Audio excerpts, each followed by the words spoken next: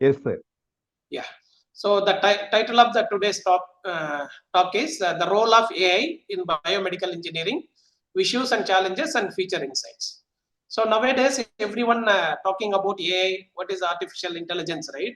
Everyone, every field. If you take a biomedical, or you take healthcare, you take a transportation, you take agriculture, or any field. If you take now the previously, now we are using a technology. Now that uh, generation of computing, fifth generation of computing is AI. Now AI is, without AI we can't survive in this today's life. Like that scenario has created. Now exactly what is AI? What is the role? What exactly artificial intelligence will does in biomedical engineering or bioinformatics or genomics or proteomics or in healthcare data? What exactly? What actually we are doing? That we are going to see in 1 hour or half an hour. First, I will discuss some of the biomedical applications before get into some biological concepts. Then what is AI? Then what is the machine learning? What is the deep learning? What is the, if possible, what is the generative AI model? Then how we can implement or we can adapt the advancement or power of AI into your biomedical engineering applications. Some issues and challenges, I will show some 2 or 3 research papers. That way I categorize. See here, what is a biomedical engineering? It is a field that applies engineering principles to medical or medicine or biology to solve health and healthcare problems. So now what is that? Now you want to be expert in a biomedical engineering.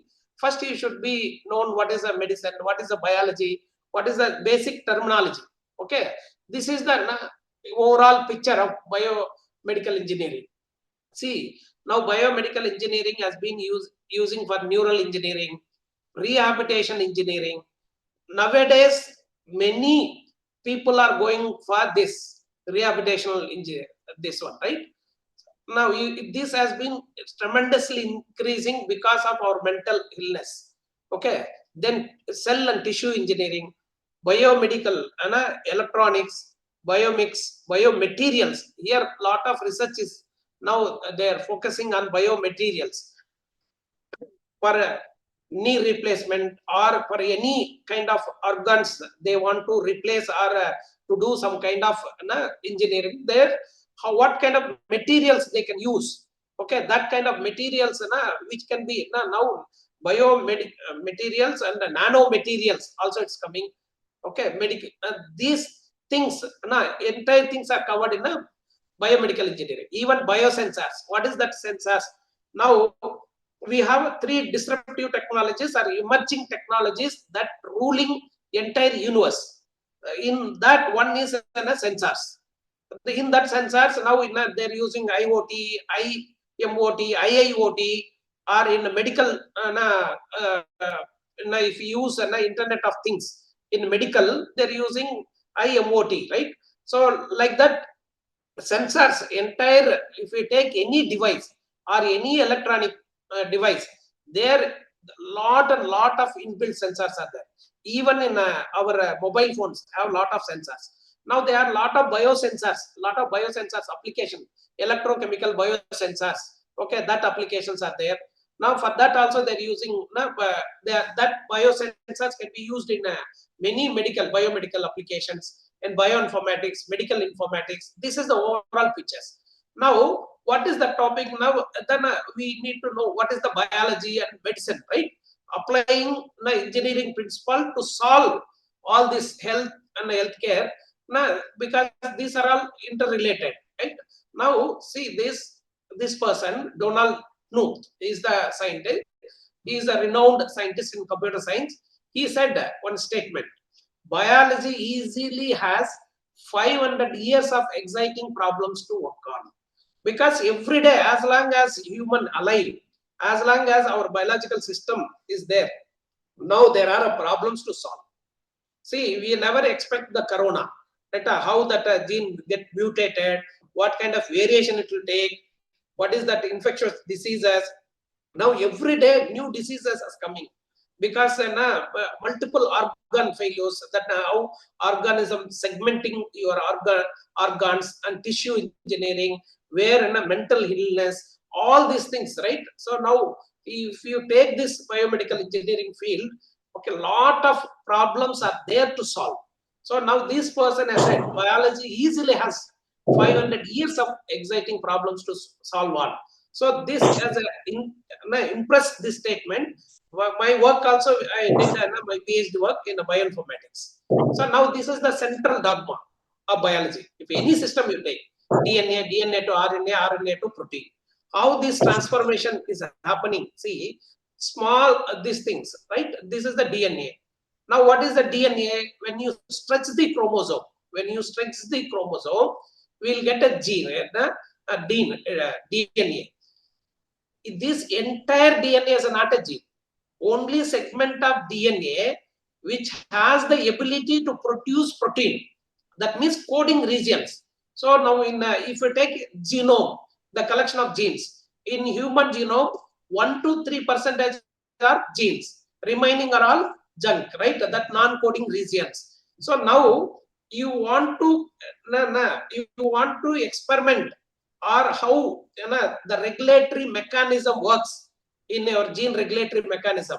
What is the regulatory elements? What are the transcription factors which can produce some kind of functions? Okay, that transcriptional factors are regulatory elements not present in the gene, that present in the junk DNA, that non-coding regions. So the 97 to 99% are junk DNA.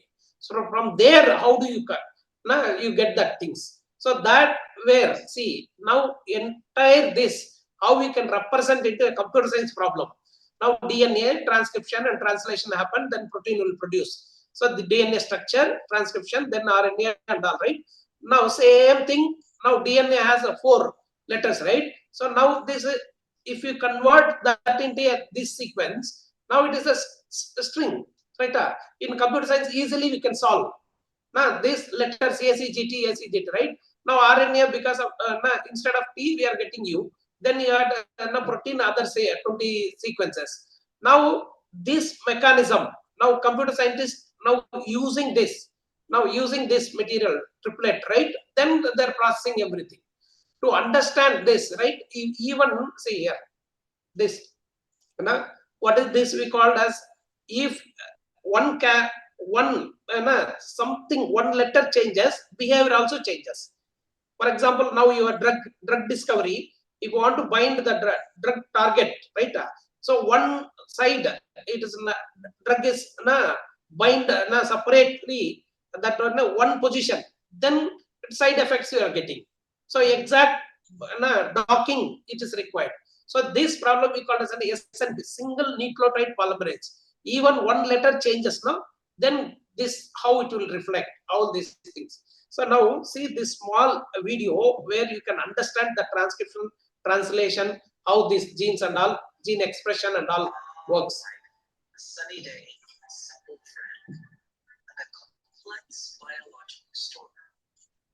The Human Genome Project is a way of exploring our molecular cells. Almost all of our cells, the muscle cells that let us smile, the brain cells that perceive the humor in things, the cells of our eyes that take it all in, contain a complete set of all our genes, the genome. If we could turn inside ourselves into a cell, we would see 23 pairs of chromosomes packed into a nucleus. Each chromosome contains a long coil of DNA. If all the chromosomes were unwound, the DNA in just one of our cells stretches the feet long. The DNA double helix contains 4 kinds of building blocks, and A always pairs with a T, a C, and a G. DNA contains information to make every part of our bodies with its 4-letter language. Each of our thousands of genes codes for a specific part. RNA polymerase copies the information in a gene into a messenger molecule. Messenger RNA, the building blocks of messenger RNA and DNA are called bases. The bases strand of the DNA is specify the order of bases in the new strand of messenger RNA. The DNA always stays inside the nucleus. The messenger RNA travels out into the cytoplasm. There, a protein-making machine called a ribosome can read messenger RNA to make a particular protein. Every 3 bases of the messenger RNA molecule codes for an amino acid. Proteins are made of amino acids. tRNA molecules help translate the language of DNA and RNA into the language of proteins. tRNA molecules bring the right amino acids that the ribosome links together to make a protein. Proteins are the laborers. Some form structures, tendons, and hair. Others perceive light, scents, and flavors, control chemical reactions, and carry messages between cells. To understand our molecular selves, scientists have read the 3 billion letters making up the DNA in the human genome. Different sets of genes interacting with complex environmental factors influence things like our looks, personalities, and risks for diseases like cancer and heart disease. A growing understanding of our genes and all they do will help us understand the complexity and the wonder of life. A simple friendship, a sunny day, our life. So this is the basic terminologies has been clearly explained in this video. What is a DNA? What is RNA? What is a protein? What is a transcription? What is a translation? How if it is how protein structure will changes. With that, what kind of if you really want to apply AI in any of your biomedical engineering or biological problems or healthcare problems, first you understand basic things. What is the fundamental mechanism it is working? So what is the nature of the data? What is the nature of working principle? Then which model, which AI model is suitable for this kind of problem that you have to do. So without understanding basic, then it is very difficult to apply. You can use different tools and to get an apply and you will get an output also. But how it will work, what purpose it will work, that is very, it is not clear. So that's why I made 5-6 slides as a fundamental basic things. Now see, you want an NCD, you want a non-communicable disease conditions. So now that has been exposed to different kind of things. What is the diet you are using? What are the substances you use? Hazardous chemicals, medication, radiation, environmental, then sleep patterns, air quality, physiopsych, then physical activity, all for a human. If you take a human as a whole set, then how this, all these are the different conditions are affecting human health. Okay, not only due to that, what are the different omics data, multi-omics data you are considering? What are the multi-omics data, genomics data, epigenomics, transcriptome, proteome data, metabolome, all these we are combining and getting this. So now you have to understand what is genomic data, what is the proteomic data, what is the transcriptomic data, how, what is that structure, where exactly we can get that things if you take it, right? So this entire thing you can explain, right? DNA with the double genomics from DNA genome. What for it is used? Identification of genetic variant in a DNA sequence, including coding, non-coding regions. So which is produce the protein, then non-coding regions. So most of the non-coding regions, that percentage is higher. So epigenomic, all DNA sequence, ACGT, right? Evolution of non-DNA sequences changes such as methylation, and from DNA to transcription, then RNA.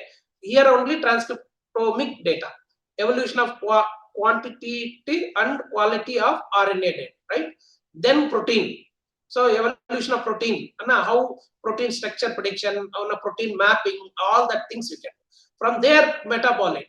Okay, so these when you use, so different type of now if we go see in a healthcare data, there are two major type of diseases. One is a chronic diseases and another one is an infectious diseases.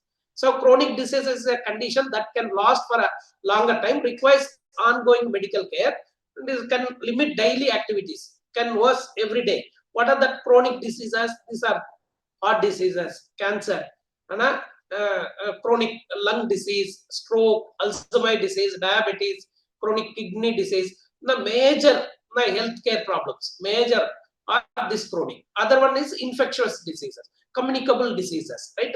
So now in this chronic diseases, same. Now how we can deal? See, the survey says that in 2032, how much? 18.9 billions the US. Now they are you spending on chronic disease management. Okay, so now we are in a 2025, right? 8.8. Now how much? 10 percentage and increasing. Okay, so the global chronic disease management market reaches in 2020 this much. The expected market reach in 2032 how much? 18.9 billions. Okay, that's why now people are more. Even some WhatsApp message on came. Who is the billionaires in India and especially in Andhra? The one video they made it. All pharmaceutical company owners only the billionaires now, because they know the market. Because different kind of diseases are coming, different kind of drugs they are developing, different kind of so the pharmaceutical company is tremendous, has a tremendous growth. So if this chronic disease is there, then you see the mental health of mental health of a person. So that has been tremendously increasing. Okay, so now India is the diabetic capital of the world. Now how? See, if we go that normal fasting, pre-diabetic, type 1, type 2, so many things are there. Early detection. So even early detection, if we go to hospital, they start medicines to then insulin, then that side effects and everything is coming. So now how do you diabetic these things? So there are some study says that 2023 districts, different districts has different kind of diseases, how their percentage. Okay, now Ahmedabad strokes in an Indian study. So if you want to study only that stroke, right? Now if a cardio escalator diseases, what is that need to identify early strokes, right? Risk. For that, what which state in our India, which state has highest then Ahmedabad. Okay, what is the reasons? Why? What is their lifestyle and what type of food they are eating? All that things we can study and do the analysis. Here you see in a stroke in India, study daily. Highlight West Bengal and Tamil Nadu, we are getting this lowest. So what is the need to detect? To detect an early detection and the prevention, then improve the treatment cost, improve the treatment outcomes, reduce the healthcare costs. Okay, then health, enhancing the quality of the life, minimizing the mortality and complications, public health benefits, and at end they're using advances in AI technologies to find out where enhancing early detection and diagnosis. Here they're using a lot of wearable devices and mobile application to help in a continuous monitoring of vital signs, predicting potentials in health risk. So because of this, the technology development impacting. So now to what kind of problems? That chronic diseases or non-communicable diseases, infectious diseases, what kind of healthcare devices? So industry undergoes transformative revolution from technology advancements. Notably, they have redefined this chronic disease management. So digital health technologies like telemedicine, wearable devices, and mobile application, along with electronic health records, EHR, right, play an essential role in enhancing patients' engagement by offering remote monitoring and capabilities of executing big data analytics and artificial intelligence. So now, why we want to integrate this artificial intelligence and machine learning? into biomedical and healthcare. Okay, because it offers substantial growth and opportunity. They can analyze extensive patients data, identify the patterns, which patterns are reason for which kind of diseases. So what are the correlation between this and this? So how we can predict? So which factor is playing vital role? That patterns we can identify, offers personalized and treatment recommendations. The advancement of employing AI and ML in disease management are this mainfold. What is this? Highlight the diagnostic accuracy and optimize treatment plans. Predictive disease analytics, revolutionizing chronic disease management, enhancing patient outcome through proactive and data-driven approaches. So now what we want to apply, we want to integrate your AI ML into your medical field. So how do you integrate? AI ML algorithm generate insights and help in disease management. Invaluable services, a key factor in successful health management. So that's why we are going to now see the next half an hour. What is AI? What is exactly AI? What are the inventions and what are the technologies are using in artificial intelligence? Now, what is this? Everyone knows the mimicking 5 senses of human. So what is exactly AI? AI is an artificial intelligence. So now we have 2 words. One is an artificial, other one is an intelligent. You know what is artificial? Artificial is not a natural, man-made intelligence. Man-made intelligence. But what is the intelligence? How do you get the intelligence? How do you measure that intelligence? Because that intelligence can be measured through IQ, intellectual quotient. The person who has ability to process information at a stipulated time. Now we have vast amount of information is available in form of electronic health records and medical data. That data somebody should process and take decisions which can predict the disease, which can prevent some kind of progress of the disease. Okay, that kind of information system which is giving, that system is called intelligent. So the person who is intelligent, the person who has the knowledge, has the ability to process information within a stipulated time, that person is called intelligent. Now we are getting that intelligence from these senses. What are these 5 senses? What is the first sense? This first sense is eyes. Through eyes, what they developed actually through eyes. Now in computer science, what that vision technology, easy to understand, I'll explain. Now everyone knows a Google Map. Google Map works based on GPS. What is GPS? Global Positioning System. Now the Google Map we use from source to destination. Now same Google Map, now they're using one more. What is that? If you open now Google Map, you can see your street views. We can visualize your buildings. You can visualize the pedestal. We can visualize where is the road, where is the building. Which technology they're using now? They're using VPS. What is that VPS? Visual Positioning System. Visualizing the physical world. The same Google Map, now they're using visual positioning system. Where this concept has come from? Human vision. From this human vision, they developed one concept called as computer vision. Computer vision is the future of artificial intelligence. Computer vision is the future of artificial intelligence. How now cameras are capturing images, how drones are capturing images, how your small sensors, now you are taken a wearable sensors or a biosensor and intelligent sensors, whatever it may be. If you fix small camera, so that can be even endoscopy, all that and all they're doing now by using robotic surgery. Everything they're visualizing where it is, right? So now how human vision technology working? They mimic that principles and developed one concept called as computer vision. That has lot of applications. in autonomous vehicles. Now your drone technology, even now in all your toll gates, FASTag works based on computer vision only. So that is the main intelligent how our vision are doing, that they mimic, they develop. Second one is hearing. You have Siri, Alexa, and all. Third one is screen. Now see this. Based on this, they developed one is called e-nose.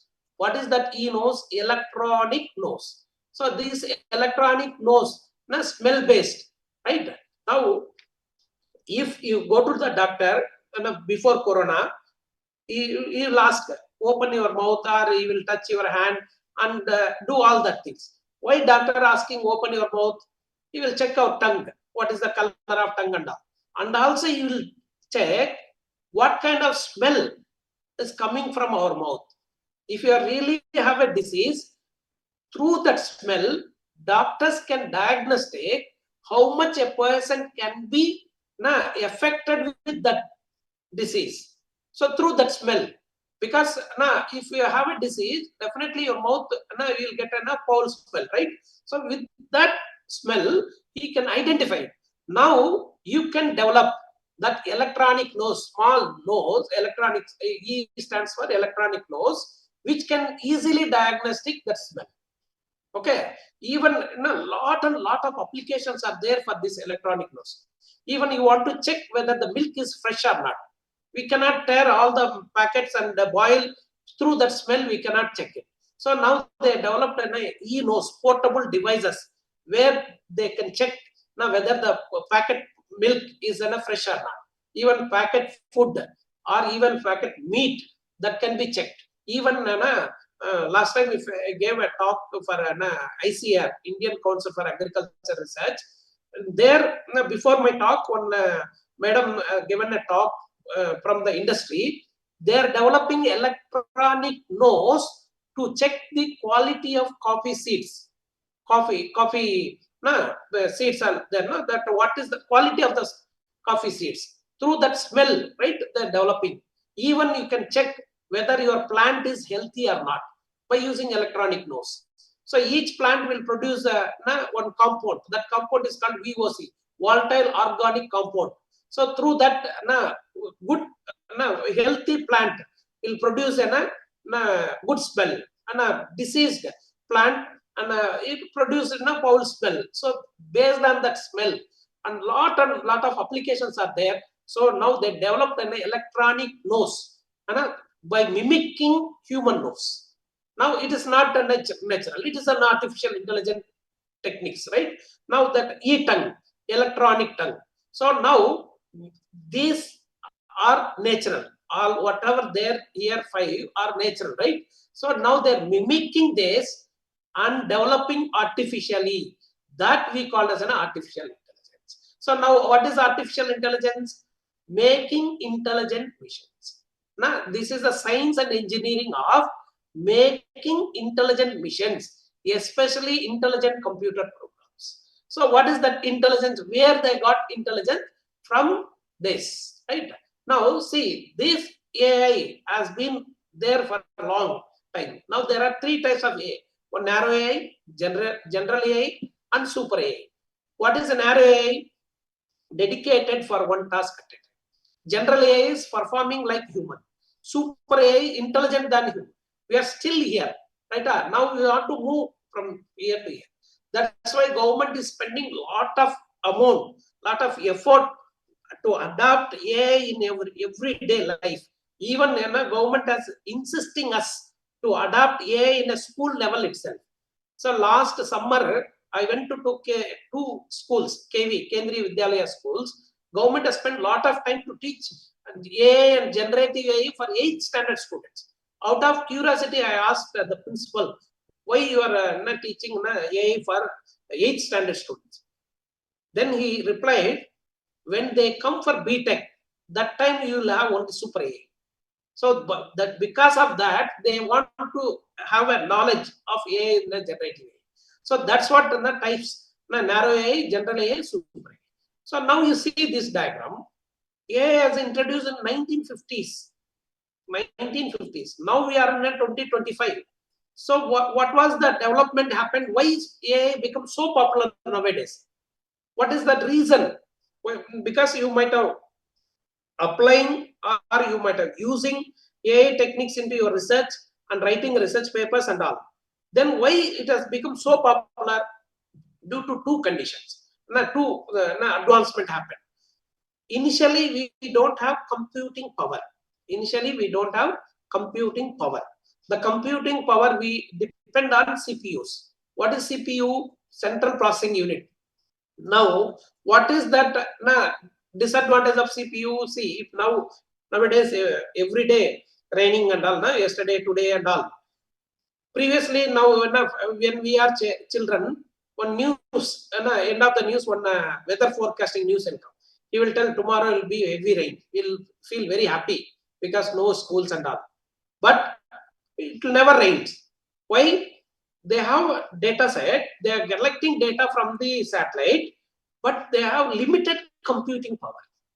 But nowadays, accurately at this minute, at this second, and at this place, it's going to rain. Your Google Earth is going to predict and tell. So how it is possible? Because we have computing power with help of GPUs. What is GPU? Graphical processing unit. What is there in this graphical processing unit? It has inherently massive parallelism. It has inherently massive parallelism. Because of that principle, GPU has inherently massive parallelism. It has a lot of computing power. That's why this deep learning becomes so popular. Then what is the drawback in this deep learning? Now, deep learning, AI is a set. In that subset is machine learning. In that subset is deep learning. In that subset is generative AI. What is the problem with the deep learning? For training deep learning model will take a lot of time. That means it will take 1 week or 1 month. Even we have to train multiple thousands of parameters. So the training time is very high. So how to reduce the training time? That's why they are now going for another process is called QPU. What is that QPU process? A quantum processing unit. So where they started with the CPU, then going to GPU. Now currently using GPU. Now future is this quantum processing. What is the principal work in QPU? And that qubit concept. Okay, qubit and superposition, entanglement, all quantum principles, quantum mechanic principles that they are adapting and developing quantum computing. That quantum computing processor yet to come into market. Now they are using different simulators. Okay, so what is the main purpose is 2 to the power of 3, right?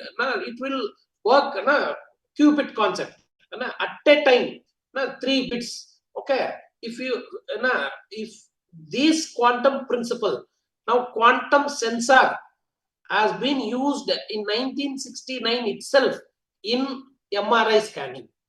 MRI scanning they used to increase the speed. So that's why, because of the computing power, why AI has become so popular. One is a computing power is available in terms of GPU. That one. Other one is data. Now we are using enormous data that we call as big data. Big data. Because of these reasons, all your biomedical problems, genomics, and everything comes under this big data. Okay, because of these two principles, AI become so popular. So now, what was the first approach in AI? This AI has taken 3 approaches. This AI has taken 3 approaches. Before these times, they used one approach is called as an expert-based approach. Expert-based approach. Okay. Second approach is intelligent-based approach. Third approach is learning-based approach. What is expert-based approach? You see this. This is an expert-based system. Now, expert, whom do you call expert? Who has in-depth knowledge in a particular field. Who has in-depth knowledge. In-depth knowledge means he has to be thorough, in and out, he should know. But in reality, all our problems are not in the static, are dynamically changing. All our problems are dynamically changing. 80 to 90% of our problems are dynamic. Okay, only 20 to 30% we can say that is a static. So now, if it is dynamically changing, writing a rule for dynamic system is very, very tedious. Writing a rule for dynamic system is a very difficult. That's why it has a limited application, or we are used only for different applications or limited applications, because our problems are dynamically changing. So every time changing a rule, developing a rule, it's very, very difficult. So that's why it has a limited applicability. Now then they move to different another approach. What is the another approach? Second approach is intelligent approach. You see this, what is there in this brain? Within the brain we have a neurons. How many neurons are there in human brain? Millions of neurons. All are connected. So all are connected and exchanging the information. That we call as a neural network. So that is naturally available. By mimicking that intelligence, they developed first intelligent approach, first AI technique. This is the first AI, artificial neural network. This neural network is natural. Now they're making this neural network artificially. That we call as an artificial neural network. This neural network has a 3 layers. What are the 3 layers? We have an input layer. Any system, you take 3 components. Components of the system: input, output, okay, then process. Here they are not told the process layer, then they are told the hidden layer. So now we'll get an input x1, x2, up to so on, xn, right? So these inputs are summation. Then we'll get an output. So here, what is that? Now, how it will work? It's a layered approach. How our neurons, very easy to understand, because this is the fundamental base algorithm for all your deep learning and all. Now, what is this? These are all our inputs. Whatever the inputs you are giving. For example, your medical data, right? Genomics. This is a proteomics. This is a metabolic. Then it is a transcriptomic and health, electronic health records, or environmental factors.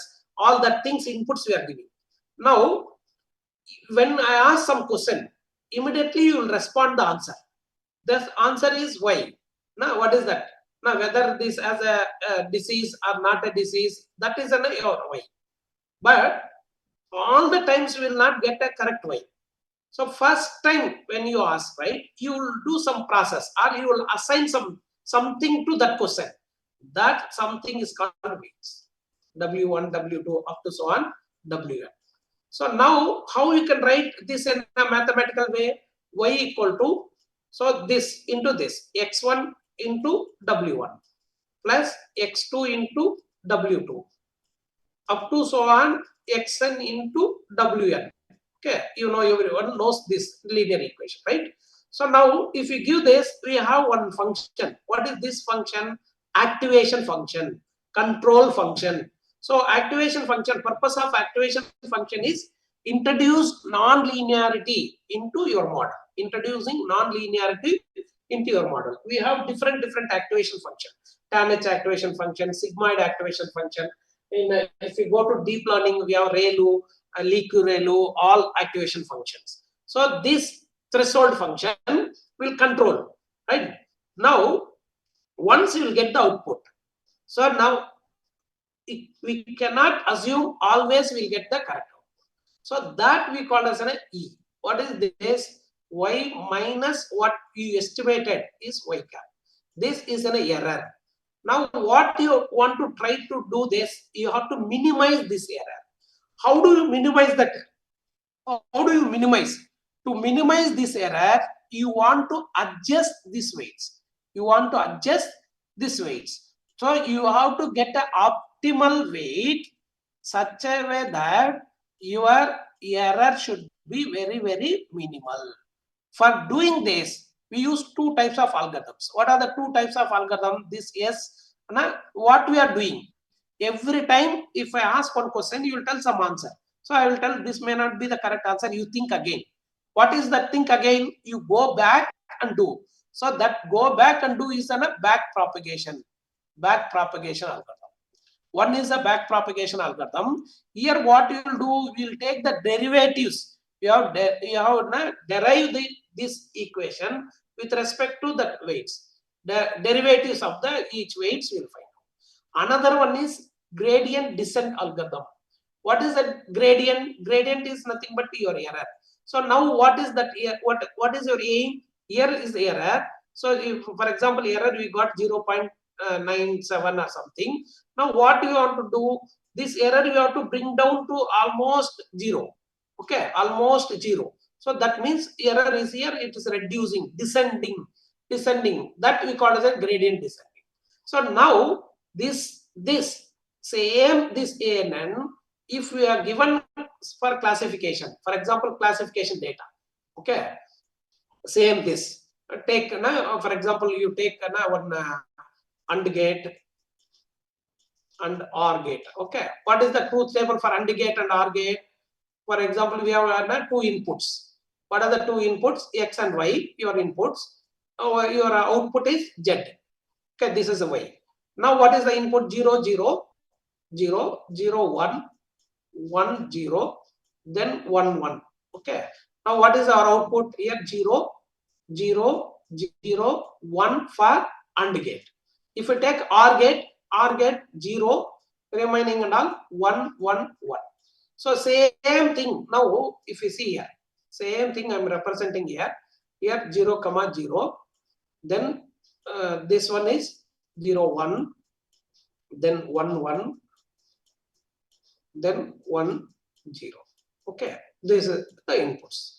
Now you take this. Now what is AND gate? AND gate this. Okay. Now what is AND gate? This one is your AND gate. Okay. Two classes. What are the two classes? 0, all 0 is one class, 1 is one class. So if 0, 0 means this is OR gate. 0, 0 means 0, remaining and all 1. So what is AND gate? This is AND gate. What is this AND gate? Only 1, 1 means 1. Okay, remaining and all 0.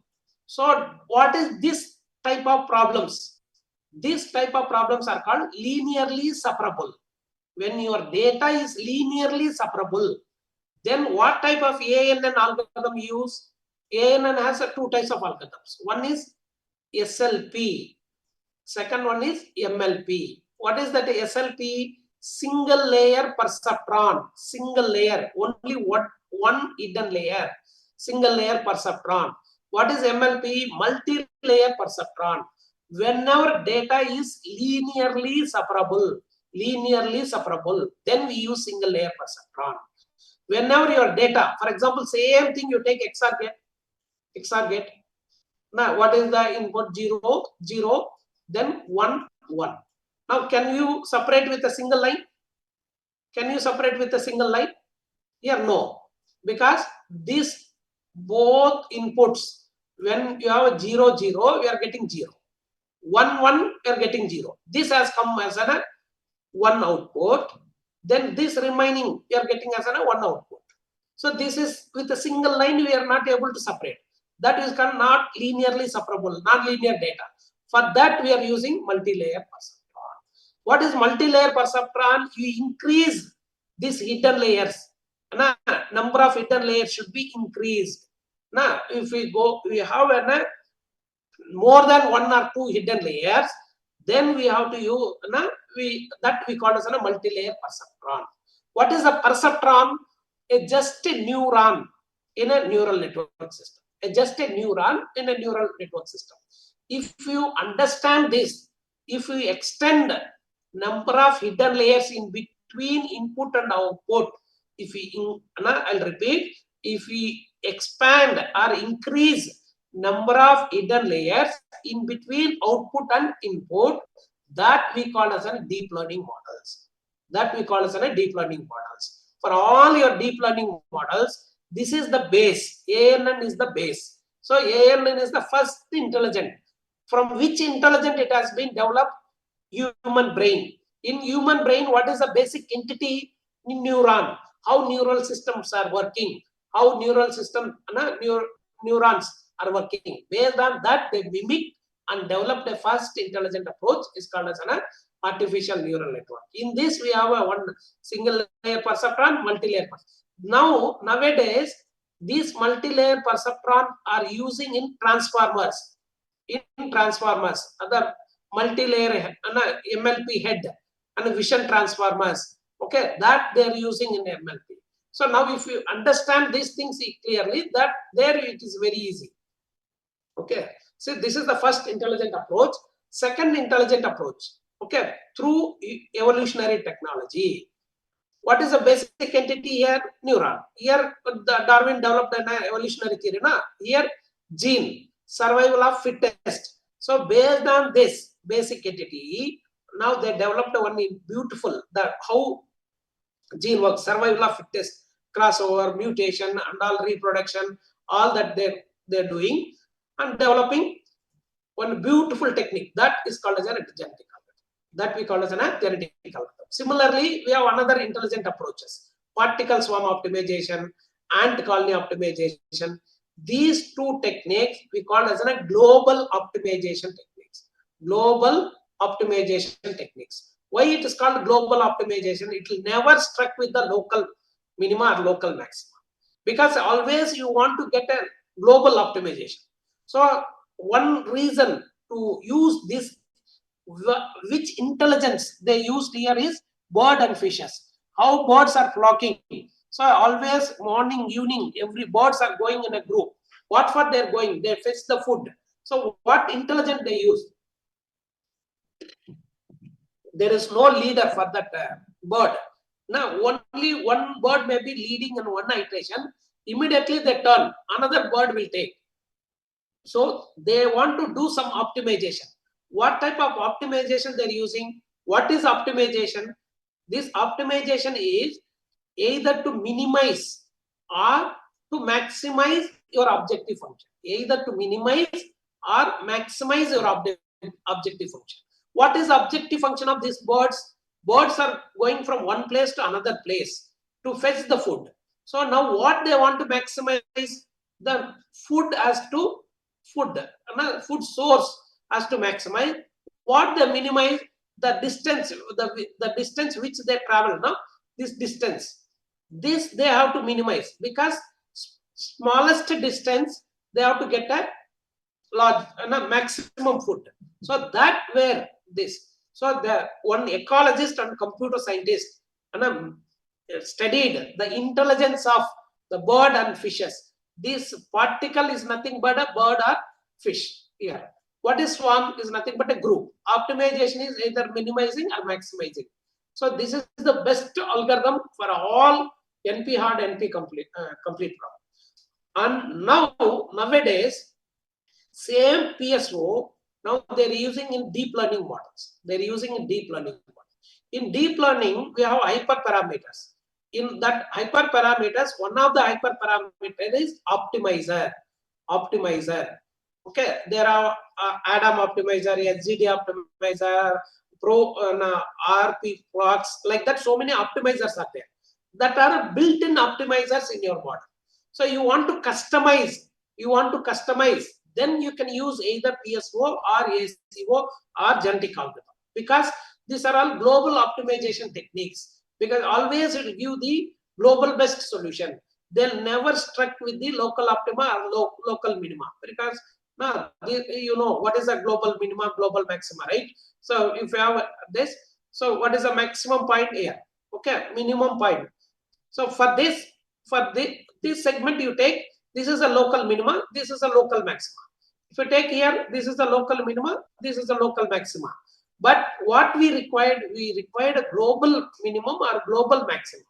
So these algorithms always give the global best solution. So what is ant colony optimization? Ant is so intelligent, it always takes shortest path. If you struck some obstacle here, then it will always take shortest path. What is the intelligent ant has?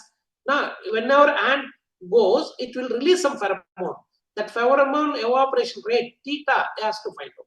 So based on that, lot of techniques, lot of models there, a lot of complex problems, NP-hard problems can be solved. And the last one is a fuzzy logic and fuzzy system based on human brain they are doing. So this is the second approach. First approach is expert based. Second approach is intelligent based. Then now our study is third approach. Before going to third approach, you see this diagram.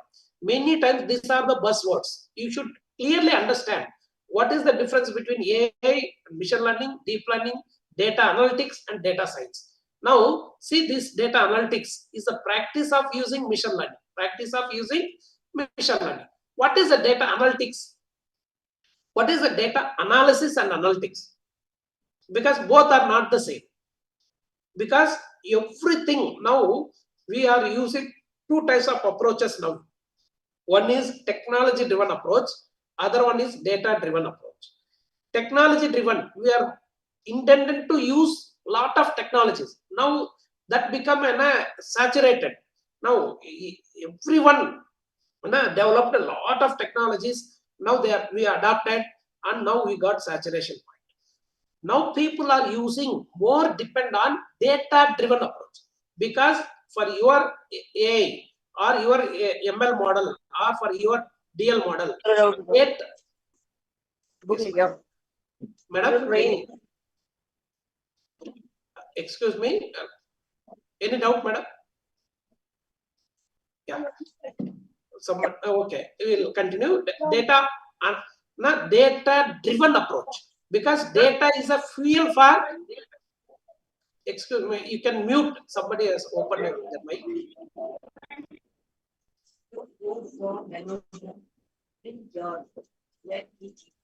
Somebody has opened the mic. Please unmute your mic.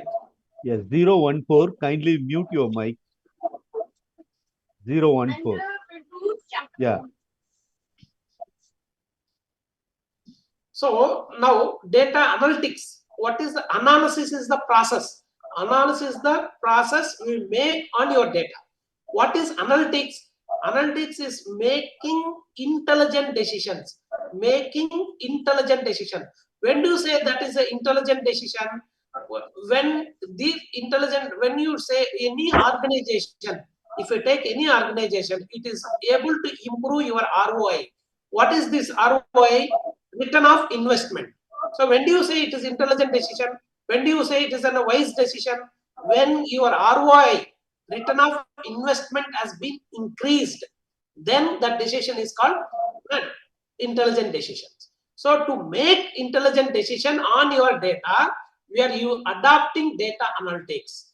Data analytics has the three types. What are the three types of analytics? Descriptive analytics, predictive analytics, and prescriptive analytics. What is a descriptive analytics? First, if you take a data, either you take a genomic data, you take a proteomic data, or healthcare record, or ECG data, or any data. First, you have to describe. What is the description of the data? What is the nature of the data? Is it a text data, or image data, audio data, video data? Is it a time series data? What type of data it is? That you have to first describe. Okay, what is the maximum value it has, minimum value it has, and what is the mean value, median value, what is your skewness or kurtosis, that and all you have to do. So describing about your data is nothing but a descriptive analytics. Once you describe, then you can predict. What is that predictive analytics? You are going to predict. What is the prediction? Is nothing but predicting unknown value with the help of known value. Predicting unknown value with the help of known values. That is called prediction. For all prediction, we are using regression models. Okay, in machine learning. If you go for time series data, you have ARIMA model, SRMA model. Nowadays, they're using profit, neural profit. If you go to deep learning model, RNN, LSTM, or prediction models. Okay, then last one is a prescriptive analytics. What is a prescriptive? Optimizing. That is a prescriptive analytics. So this we are using a practice of machine learning algorithm, visualizing to derive insights. So what is data science? Blend of data analytics. You want to expertise in data science, then you have to know the data analytics, computer science, and business domains expert to solve the business problems. Our business problem is now healthcare, right? Or biomedical. Okay, that is our problem. Okay, so now you want to do this. Okay, you want to understand data analytics. So data analytics in a part of machine learning. See, here they're using business data analytics, the science of data-driven decision making. These are the three types. Diagnostic we can use, we can use in many medical field. Diagnostic analytics. Why did it happen? What happened? What will happen? Then how? So from information to optimization. So for this descriptive analytics, that only nowadays is called as an EDA. What is that EDA? Explanatory data analytics. So because you should know data set is a balanced or imbalanced. So now balanced, now if a data set is like this is skewed, right? This is a skewed. Now we require this kind of data only. Now this and all not useful for your analysis. Now for dynamic changing problems, every time dynamically changing problems are there. For that you have to use a cartograms.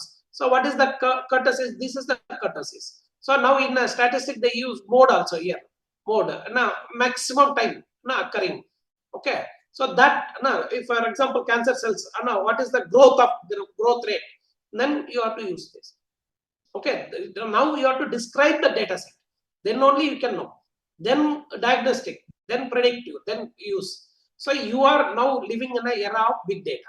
This big data has three characteristics: velocity, variety, and volume. So this volume is a size, then velocity is the speed, variety is at different types. See here, we are getting all type of this are data variety, genomics, images, audio, video, structured data, unstructured data, semi-structured data. When we are not able to write any schema on the data, that we call as an unstructured data. Okay, so 80% of your data is unstructured. Okay, this and different types. So now see this video, then we will how big data in healthcare.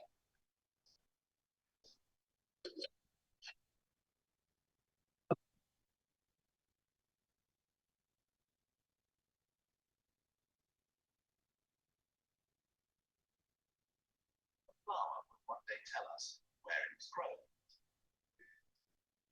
how it was treated, or how it got here. Do you think it's possible to teach traffic to speak?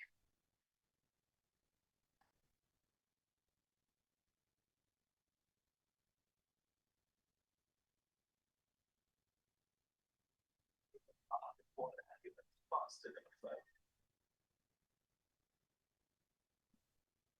Do you think it's possible for devices to automatically deliver important, often life-saving data to those in charge? Can you imagine an ambulance that gathers critical information before arriving at the hospital? So all data they are collected before is right. Before he even enters the emergency room, saving precious time for the patient and his family. None of this is science fiction. It's all part of the concept that our team has been working on for several years, the Internet of Things. The main challenge for making this dream come true is finding a way to connect many different applications and technologies in one coherent network. For instance, there are 6 different systems that work in our medical example. We call them silo applications. Before the devices can talk to each other, we need to provide them with a common language. In other words, a set of design rules, protocols, and interoperable technologies. How do you build the future? You identify, predict, analyze, and assess the forces of social change. We begin with information. We talk about big data, vast amounts of data flowing from every imaginable source. However, perhaps the most important piece of information can be found within us. With measuring devices, sensors, and genomics, we now have a deeper understanding about who we are, A high percentage of vets say they like monitoring their own health, looking after themselves, and having a say in their treatment. But there is a significant gap between this understanding and our healthcare systems. If we could combine our personal data with our healthcare services, we would have a new system at hand, a system based on real human needs. It's time to move from mercy to health promotion. Do you ever stop and wonder about all the weird, amazing signals and functions we are made of? With advanced electronic services alongside traditional healthcare, we can give people more and more options when they're in need of treatment. Imagine getting treatment via webcam from the comfort of your own home. Self-care aims to make our lives easier by giving us more opportunities to look after our own health. So this was happened during COVID also. Okay. So now, what is learning? Third approach is learning. What is this learning? See, this definition, practice makes man perfect, all that things I give. Learning is making useful changes in our mind. What is that machine learning? Refers to system capable of autonomous acquisition and integration of the knowledge. So now, what is that machine learning? Is that this thing? See, field that study that gives a computer the ability to learn without being explicitly programmed. So the ability to learn is very, very important. So it has ability to learn for any new, another unseen data comes, it will learn automatically. For example, very simple. Google Map, you are giving source and destination. In between, you are stuck with any road accident or something. You want to take a diversion. If you divert that, if you go take another route, automatically your Google Map will redirect and give the exact ETA. What is that ETA? Expected time of arrival. So it has what is there inside that Google Map, your machine learning models only. It has the ability to learn. What is this one? You see, he has given a formal definition. He wrote so many books. One is an experience, task, and performance. What is the task? A problem. What is the experience from previous past data? Okay. What is measured? How much is correctly classified? That has been with a small example explained. Now I'll go to this one. Okay. What is the types of machine learning? Everyone knows this, right? Supervised, unsupervised, and reinforced. When to use what type of learning? When your data set is, we have a labeled data. That means, what is that? If we know the labeled data, targets, class labels are given, our targets are known, then we can use supervised learning. That means the disease classes are predicted classes, whatever it may be. But in reality, many of your data, 80% of your data is unlabeled. It is not labeled. Okay, captions are not given. So at the time, you cannot use supervised learning. When you have a data with labels and targets, first, before getting to the problem solving or before applying your machine learning model, first you have to see the complete data set thoroughly. Don't only check take data set as taken from the Kaggle. Many of your going for a PhD Viva Voice and all, they're telling Kaggle data set. Kaggle is not a data set. Kaggle is in a repository where we can have a lot of data sets for a lot of applications. So now you have to understand your data set has a label. If your data set is labeled, then you can use supervised learning. In this supervised learning, we are using two type of problems. So now again, I'm telling this classification and clustering are both problems, not the techniques. Classification, clustering, technically speaking, both are the problems. To solve these problems, we have n number of approaches or n number of techniques that we call as a classification techniques or clustering techniques. But technically speaking, classification and clustering both are problems. Now, AI is a system capable of doing three tasks. What are the three tasks of AI? One is the classification. Other one is a prediction. Third one is a clustering. So AI is a system capable of doing 3 tasks. What is the 3 tasks? First one is a classification. Second one is a prediction, is a regression model. Third one is a clustering. Now, I told you 80% of your problems are not labeled. So then what to do? Then previously they're using unsupervised learning as a clustering. Nowadays, in current industry, now they're using this. What is this? Gen AI. What is Gen AI? Generative AI. Generative AI. What is this? Generative AI is a system capable of generate content. Capable of generate content. This content may be text. This content may be text. This content may be image. This content may be audio. This content may be video or anything. Now, what we require when you go for supervised learning, we require label data. If labels are not present, then what we can do? We can use generative AI models. Famous generative AI models are GAN, GAN, GAN.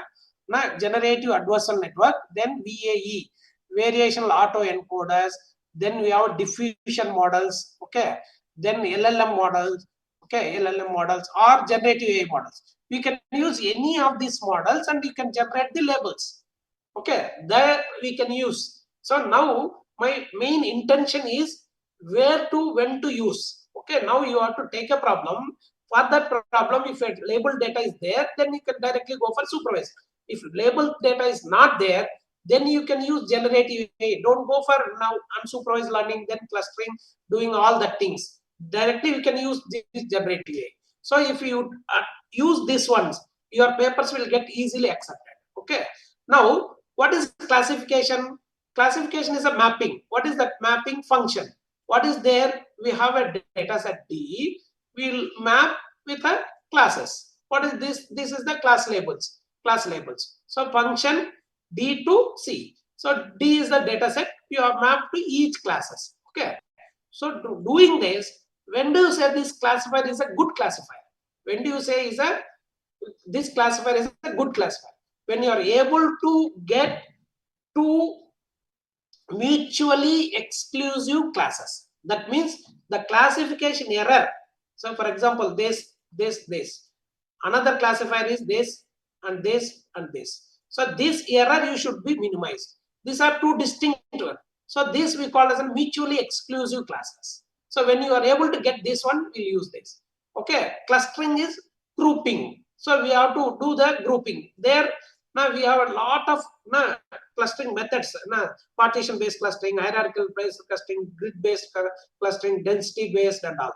So here now you are these things. Now you have 3 clusters. So these points, distance between these points should be minimum. Distance from this to this should be maximum. What is that? Intra-class distance should be minimum. Inter-class distance should be maximum. Then only it will say good clusters. We have so many classifiers. So what are so many classifiers we have? We have a naive-based classifier. Then we have a naive-based classifier. Then decision tree, SVM, okay, ANN, all are then KNN, all your single classifiers. This we call as a single classifiers. What is the problem with these single classifiers? Always tend to give bias results. Bias, because we have only single classifier. How to are variance, okay, bias and variance. How to handle this problem? We use ensembled classifiers. Easy. Ensemble. This ensemble has 2 techniques. One is a bagging, other one is a boosting. Okay, other one is a boosting. So it will avoid bias, it will avoid the variance. So in this bagging, boosting, right? Bagging, random forest is a good model. Random forest. Here we have ADA boost, XZ boost and all. Right? Now this decision tree is single classifier. This random forest is ensemble classifier. Don't compare these two. Now don't compare ensemble classifiers with the base classifier until the random forest is giving good result. Because random forest is a collection of trees. Okay, so it is one tree, but here lot of trees and we are grouping. So this obviously give the good results. So that comparison we should not do. So third, when we use reinforcement learning can be used for all real time. Okay, whenever environment is unknown, we use the reinforcement learning. For example, you see this diagram. I will explain this diagram. So environment is unknown. So now here this box in the data analytics tells descriptive. This is a predictive. This is a prescriptive. Okay, environment is unknown. Agent it will take. So observe, select action using policy. Action will take either will get the reward or penalty. Then update the policy until you will get an optimal policy. So these are the some machine learning. So now genomic data, this and all. Now see. For example, you have 10 data sets. So now 10 classes. Each data set has 50,000 images. Okay, training images. Then 10,000 testing images, 10 classes. Can your machine learning can be used? So for this kind of big data, machine learning cannot be used. So now they are going for deep learning. What is a deep learning? Extending neural network with several layers of nodes between an input. Series of layers between input output do the feature identification. Series of stages, right? So now what is the GPU? Why we use GPU? 8 into 10 to the power of 12 operations per second. So how much faster we are getting?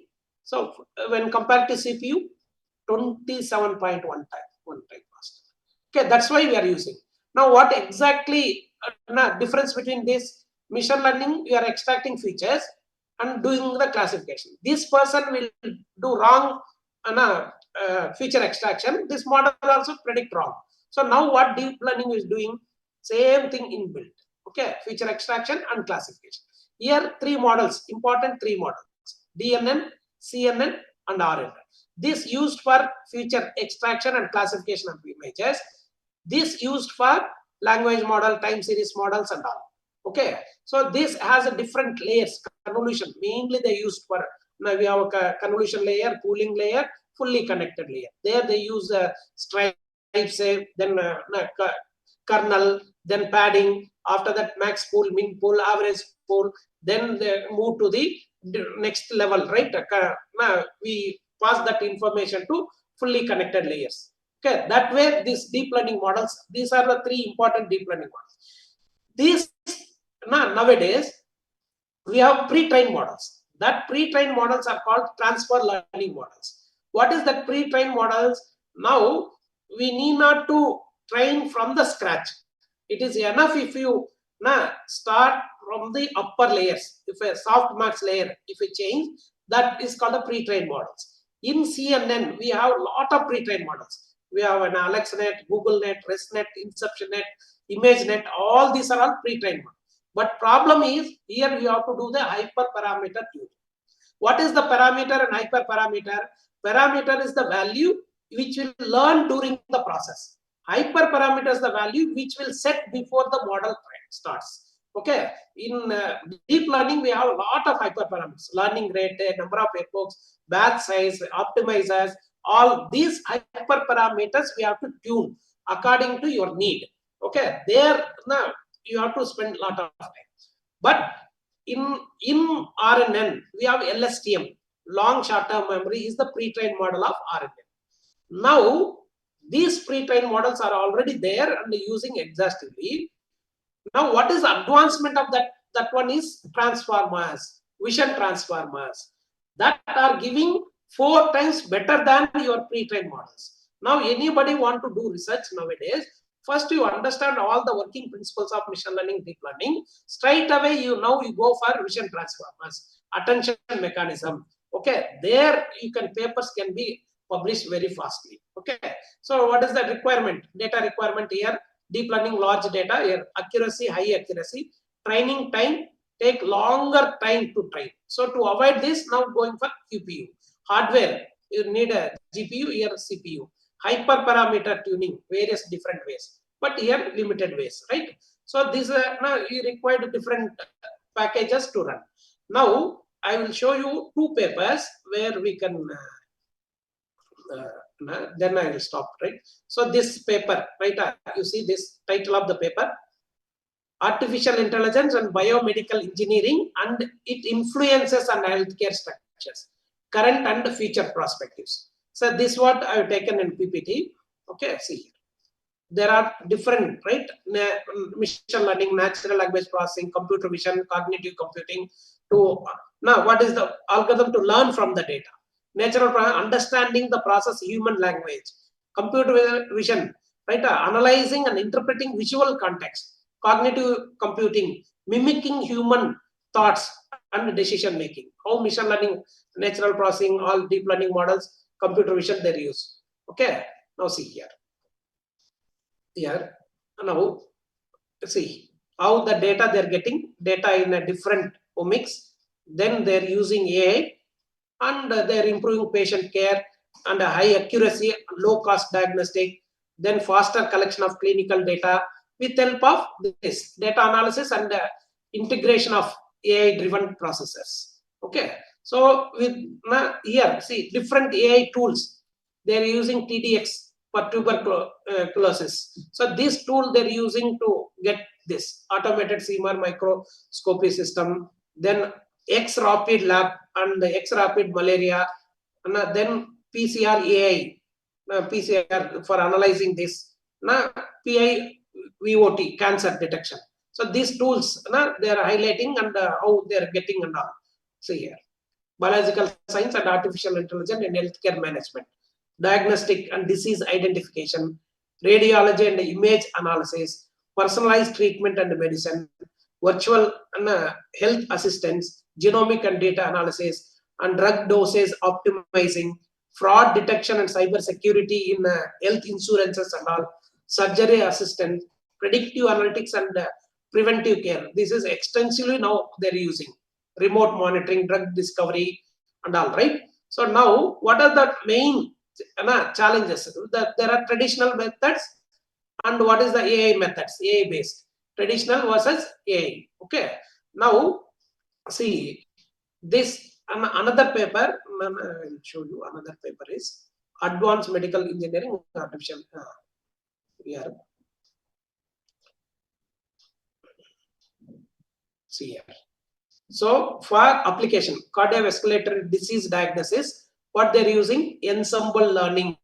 What is that ensemble learning? Random forest and gradient boosting. Okay, then accurately their accuracy are getting this much. For accurately risk stratification and real-time analysis.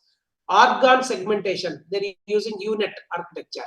This is one of the pre-trained models. Rare disease diagnosis, GANs, is a generative AI model. Brain MRI, RNN model. Breast cancer detection, SVM. For any object detection, they're using YOLO models, lung model detection and all. Okay, so it has a different application. Data types they're using genomic, proteomics, multi-omics data, all. So which they're using random forest, XGBoost, and all models they're using. Okay. Now, so like that, now ethical consideration, data privacy and security, bias in algorithms, which bias you are using, accountability. These are the main challenges in adopting AI and ML in biomedical engineering. Technical challenges. What is the technical challenges?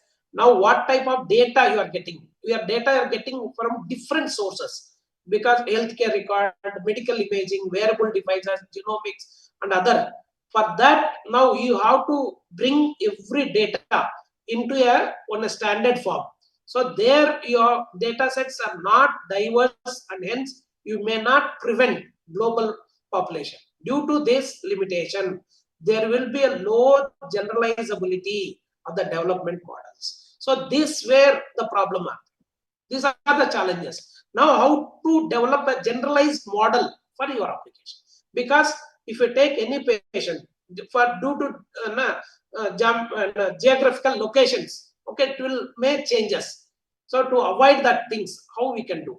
So the AI collaboration and WHO AI can help initiative promote inclusive model development and equality, but data sharing. But data sharing is a privacy, right? That we cannot do. Resource constraints is another problem. Okay, regulatory and ethical barriers. So for that, what we need? Collaborative research.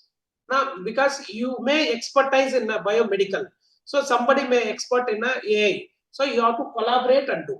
So interdisciplinary collaboration, public-private partnership, open science. So then if you go for technology innovation, worldwide impact, and you can use ethically. But no, you can do the good research to enhance your citations or enhance your research and all. Okay, that this is the thing I will summarize. Start with what is a biomedical engineering, what is a biological data. Then for biological data, then we have seen chronic diseases data, from their genomic, proteomics data and all. Then how we can integrate AI into that your biomedical engineering. So in AI, we start with what is that 5 senses, how we can utilize that intelligence of that senses and make. So AI is a set. In that we have a machine learning and deep learning and generative AI. So in before going to that machine learning model, what is the data, which type of data you are using, the data description, data analytics you have to extensively do. Okay, then the machine learning have 3 types: supervised, unsupervised, reinforcement learning.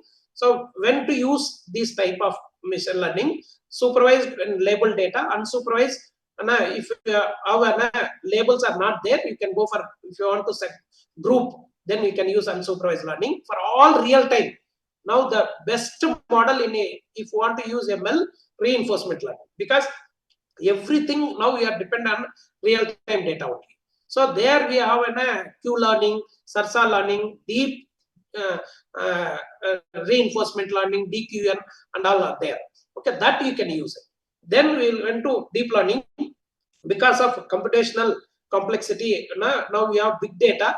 Then traditional machine learning are not capable of handling big data thing. Then we have used the deep learning. Deep learning is extending number of hidden layers in between input and output layers. So the deep learning 3 models: DNN, CNN, RNN. In their pre-trained models. Then we can go for generative a GAN model or variation autoencoder and all. Then you can apply into your problems. These 2 research papers I will share with sir. Then you can go ahead. Okay. If any questions, you can please feel free to ask. Queries or questions? Sir? Sir. Yeah. So participants, if you're having any queries, you can ask sir. Use this opportunity. Even in a chat box, you can type and. Yes, sir. You can use the chat box for raising the query. Good evening, sir. Can you hear me? Yes. Actually, this is Mandalam Chitralekha from Anna University, a research scholar. Actually, I'm working in area of genomics. I have started last months back. I mean, the duration of coursework. Can I know at which part the genomics is trained? Like now, everyone is wondering that when I am telling that I'm working in genomics, I'm very confused that whether I have to go to like prediction of disease or any drug discovery. Likewise, can you please suggest me any idea to continue my research, like proceed further? Yeah, if you want to do good research, if you have basic background of genomics, gene editing, CRISPR gene, you might have heard CRISPR gene. Okay, that you can take it now. CRISPR gene, CPS or a CRISPR gene editing. Okay. Okay, sure. That is a very good area. Now that is a genomics only, gene editing, because now the palindromic motifs, we say the palindromic motifs now changes repeated patterns in a coronavirus and all. Now they have rice, they're building a new variety, gene cloning we tell no. So same concept they're using now. If you work it out, gene editing. Thank you. And what is the best model I have to? Actually, I have seen most of the people are used the neural networks, RNN and all. Then you can go for now, if you use that genomic editing and all, if you have text data, then you can use a CNN models, if you want to take image or something, or directly you can go for. Actually, no, I have You have data set. actually I have So you have attended. data Yes, sets. sir. Yes, sir. I have downloaded from NCBI. Uh, Is it text and I data have or attended image data? text data only, so text data only. I Okay. have like I just built a model by using CNN, and I have attended a conference in that. They have raised many questions like CNN is a basic model. Everywhere we are using CNN. What's Yes, the new yes. in that? Because now new means now what we are doing, we are taking one problem, we are taking one model and applying, but we are not studying the problem itself. In that problem, maybe some issues will be there. Now you have to convert and customize CNN. You have to make it, or you have to go for a pre-trained models. Now, customized means where you can exactly the issues, right? That we have to customize CNN, not direct CNN. You should not use. Okay, that way if you use, then will be good research. Okay, Okay, you okay. cannot because model is not yours, data is not yours. Then what is your contribution, right? So now you have to model that problem into your CNN model. There, feature extraction or minimizing or reducing this thing that you have to showcase. That is your contribution. You have to tell. Okay, thank you, sir. And it is very informative session for me. Thank Like you. I didn't expected that genomics will come over here. Okay. And thank you so much for that. And I request one thing with you that please kind share me the PPT with me. Then it will be very helpful. Definitely, I will share with Nasar. Then we can use it. Okay, and a small request from my side. If I get any query, already we had that your email ID and mobile number. I Definitely, will ma, you can contact with contact. you. Okay. Okay. No, Thank you no so issues. much, sir. Thank you. Thank you, madam. Thank you for your wonderful question Good with evening, sir. and Can you interaction. briefly explain how GAN can be helpful in biomedical? And that in GAN is a generative adversarial neural network. So that means now lot of data due to privacy or due to some constraints, we are not getting medical data. Biomedical data, we are not getting real data. So now we need a synthetic data. To generate that synthetic data, GAN is very useful because you cannot run your model into first time in a real-time data, especially in biomedical. So that time you can generate lot of synthetic data. That synthetic, to generate that synthetic data, GAN has two things. One is a generator, another is a discriminator. Generator is to generate your data. Discriminator will verify with the real time. For that, it will use a GAN. You got it, sir? Okay. Somebody asked that how GAN can be helpful for a biomedical, and ANN is explained in detail. Thank you. Yes, especially for thyroid cancer detection also we can use. We can get that things. And so because now the cancer prediction you can use a lot of predictive models now. Now you have to get the thyroid images, what are the blood report or text data, then you can apply different kind of predictive models. If you take text data, then RNN model or BioLSTM that can be used for thyroid prediction, thyroid cancer prediction. Hi, sir. So, Yes, may I have a question? yes, sir. Sir, actually, sir, I got a doubt here, sir, because I'm very new to this AI in biomedical, and I'm using something like YOLO and UNET. So where I had a data sets from online to had this abnormal images and test myself. Where I got 1768 images, sir, and I split it into a subset of 80 percentage of my trained data sets and 10 percentage of testing and 10 percentage of validation, sir. So will my research will be impact with this kind of research methodology, or still I have to give my good shot of anything else in the time of training my models, sir? You are doing a splitting of data 80, 20, 10. Yes, Instead sir. of that, if you go for cross validation, Okay, sir. k-fold cross validation, Okay, sir. that will eliminate lot of unseen data. It comes out of your training model. If any unseen data, new data coming out of your training models, but 80% of training you are giving now, that features Yes, sir. are not there in a new image, your model may not predict. So instead of Understood, sir. that, if we go for k-fold cross validation, so that Okay. entire data may be used for exposed to training as well as testing. Okay, that approach you can use. Understood, sir. Thank you so much, sir. Thank you, sir. Thank you. Okay, participants. I hope Sir has clarified your doubts. I hope we can end the session. Session 4 yet to start. The resource person is waiting.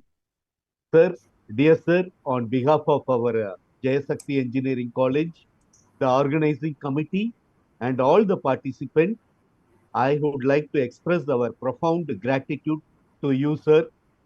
Your deepest Thank you, sir. knowledge and engaging presentation style truly enhanced our Atal online FDP, sir. We were particularly impressed by artificial intelligence techniques like data analytics, deep learning, machine learning. The session provided valuable perspectives. Thank you once again, sir, for a wonderful and enlightening session. Ready, sir? Thank you Thank you, once sir. again. Thanks for invitation. But Thanks due to for lack of time, I skipped the deep learning and generative AI. okay, sir. Otherwise, I would have given more this thing. I Okay, thank you. personally I personally thank you, sir, for accepting my invitation and joining in this session. Even though you have a busy schedule, I know No. for past 2 days you are busy with Yeah. foreign students. I Yes. know very well. So once again, I thank you, sir. Thank you, sir. Thank you, sir. Thank you, all Thank the participants. Thank you. If you have any doubt, my email is there. You can please contact. Thank you all. Thank you all. Thank you, sir.